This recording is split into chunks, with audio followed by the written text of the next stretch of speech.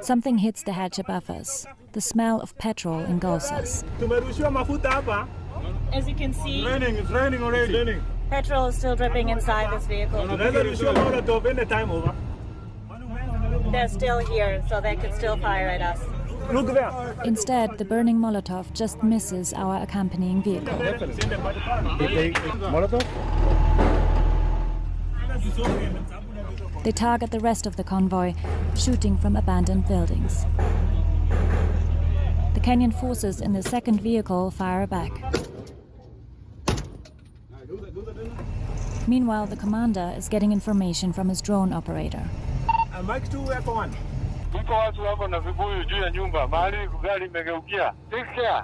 He warns they're preparing to throw more petrol on us. It told us actually they have started positioning themselves with bigger containers than these ones, bigger ones. That is 5 liters and above. So that when you go just below the building, they pour the fuel on us and then they burn. This was like a sign of a warning. Kenyan police officers in the multinational security support mission in Haiti are reportedly in dire straits as delayed salaries and growing frustration with leadership in the National Police Service continuing to plague their mission. Although the Inspector General of Police denies the claims, saying the government has disbursed their pay, sources in Haiti flatly deny that any payments have been received. Melita Oletenges reports. Kenyan police officers deployed in Haiti may be making progress on the battlefield, but they are struggling to stay afloat back home. Officers are urgently calling for help as they face months of unpaid salaries, with senior officials responding to their frustrations with little detail. The Kenyan team is part of the United Nations multi-support team to Haiti, and its terms of engagement within that process is well defined. Who is paying for that support is the United Nations. However, despite assurances from Inspector General of Police Douglas Kanja that payments have been made up to October, insiders in Haiti are calling this statement misleading. Our officers in Haiti have received their payments now, up to the end of October. The situation in Haiti is that it has actually improved a lot. There is a lot of improvement we are seeing. The officers on deployment there, they are doing a very good job actually. According to sources on the ground, most officers are still in deep financial hardship, unable to support their families back home. Some have even threatened to resign, but their calls have been met with disarmament in the volatile region. Officers are also reporting that their communications are being heavily controlled to prevent any news of their struggles from leaking back to Kenya. The cover-up of the dire situation surrounding the remuneration of Kenyan police in Haiti continues, even as recent treasury documents show that Kenya funded the mission to a tune of 2 billion shillings. A strained contribution to the UN by countries that pledged support is a major setback for the mission. They say for it to rain, there must be signs, and if you don't read the signs, most definitely you'll end up as a victim. Now, you might be wondering, who's this who will be ending up like a victim? I believe you've guessed right. It's a one man like must go, one man like William Samoei Ruto, who is the enemy of the people, the Kenyan people, the mighty Kenyan people who have rejected him by all means. And right now, our fellow Kenyans who are in Haiti are now joining us forcefully to say that Mr. Must go, and he's ruling in impunitive way. And right now, it's unfortunate that news have broke that he's not paying them their salaries. It's up to 3 months right now down the line, and he hasn't paid them any salary. And they've been there risking their lives. They have sacrificed their time with their families, and they've gone to a battle which it never even never even relates with our country, and they have gone there just for the interest of one man, Samoei Ruto. And it's so unfortunate that right now they're not being paid their salaries, and they have even been threatened that they won't be given chance to communicate, their area will be, you'll be cut off in internet to communicate back to their families and their loved ones, and even the foreign medias who are keeping in touch with them, and the local media and their friends who are keeping in touch with them. And that's how people came to know that they're not being paid. So it's unfortunate that they're being threatened that they'll jam the internet over there and the network for them to not communicate with their loved ones. And another threat is that they will be disarmed. That's a very, very serious threat, and it's so unfortunate that you send your own, our own beloved brothers who have gone to fight for the Haiti citizens who have been undergoing a threat from the goons who are there. And right now, just because one man like Samuel Ruto promised them that he will be paying them over 200,000 Kenyan shillings, and right now it's not. He never kept the promise. They've been paid less than that, and right now it's three months down the line, and they haven't received any salaries from the Kenyan government. Now the Kenyan government is trying to say that the UN is the one supposed to pay them, but the UN said that we were not going to pay them because it's not in our budget. And remember, their salaries were never budgeted in our home budget here in Kenya. So it's unfortunate that even the government secretly was funding them, and they've gone to a limit of 2 billion shillings. And it's unfortunate because that is money which was budgeted for the Kenyan purposes, and that amount was taken behind the doors to go and fund this fight that we are not even related with. So it's so unfortunate that the interest of one man, Samoei Ruto, is superseding the interest of Kenyans, just because he has some few beneficiaries here and there with the Americans. Now he thinks that Kenyans will support this impunitive way of using our policemen, and our policemen have issued a statement saying that they're gonna resign if at all they won't receive their salaries in 2 days.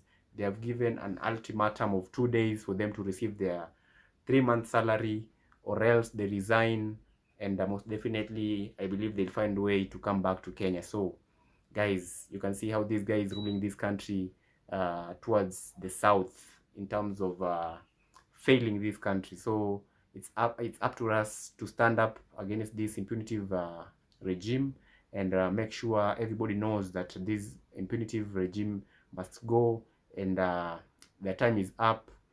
In fact, I feel like most of the Kenyans feel like we should be having general election votes like yesterday, but I believe time will come and we shall get to eliminate them and take them home. And for those who have gone against our laws, will most definitely go to prison. So guys, let me know what you think on the comment section, and I really appreciate it. So unfortunate that they're being threatened by being disarmed, and you've just watched how they are threatened. They are being fought so hard with the Haiti goons who are merciless over them, and it's so unfortunate. And they are even suffering from language barrier.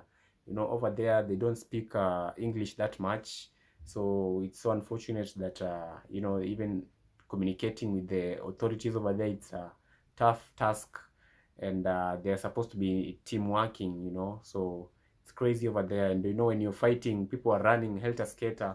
For you to command somebody to come here and there, for you to take cover, and they're over there trying to work with the limited resources in terms of human resource of the police enforcement of Haiti. It's becoming a cumbersome activity, but God is with them, and I believe all will be well. And this impunitive way of Ruto must end, and hopefully they resign and come back home safe and sound, and this agenda or this project of Ruto must fall, of taking Kenyans illegally to Haiti without the consent of our laws, because the courts ordered him not to take them there, but he went ahead and took them just because he was listening to the ousted president, who is Joe Biden and his conglomerate. So I believe Trump is not going to support such nonsense. For him, he has said the American funds won't support countries from other foreign countries. The money will be supporting the Americans only, and that tells you that this project of William Ruto is gonna end sooner or later, because Kenya doesn't have money to sponsor that project, because it's an expensive forum to sponsor a war, or a peacekeeping initiative, which ends up to be a war, because you have to fight with these people who have support of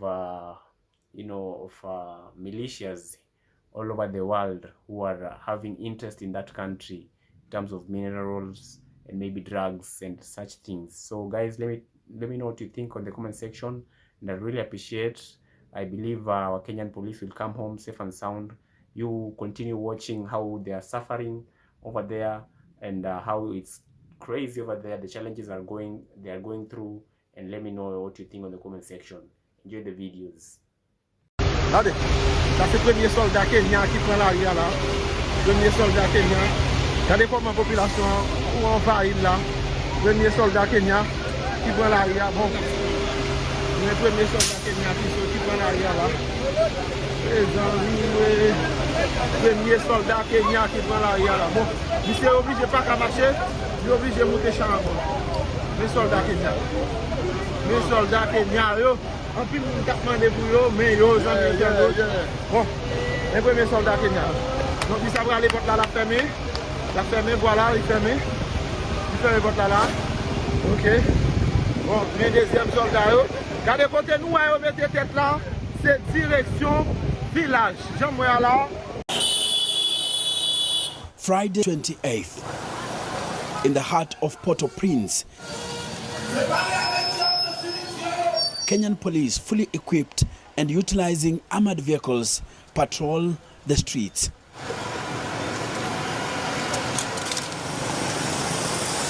This marks the arrival of the first contingent of the Kenyan police officers in the Caribbean nation. Their presence brings a cautious hope to the residents. Gun battles rage on the street outside one of Haiti's biggest hospitals. Kenyan police here to help local forces take back the capital from the gangs. The first 400 officers from Nairobi quickly learning how volatile Port-au-Prince can be.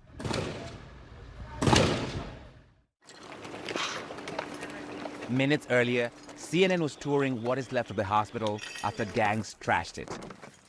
The country's interim prime minister telling us it was just reclaimed. There is no tactical or strategic value for the gangs taking over this. This is really just about, completely discrediting the state. Is enough funding coming through for the multinational security support mission here? Unfortunately, not enough and not quickly enough. Now, we understand there are a lot of emergencies going on out there, and we understand there is, to a certain extent, some Haiti fatigue. The good news is that there is hope. Midway through the interview, shots ring out. Right. But this was really... The security detail springs into action. We've been told we have to leave now. We've had shots in the air. The gangs are getting closer. The Prime Minister and our team are rushed away. Go. I got your microphone. The constant menace of gang violence dominating life here, even for the country's leader.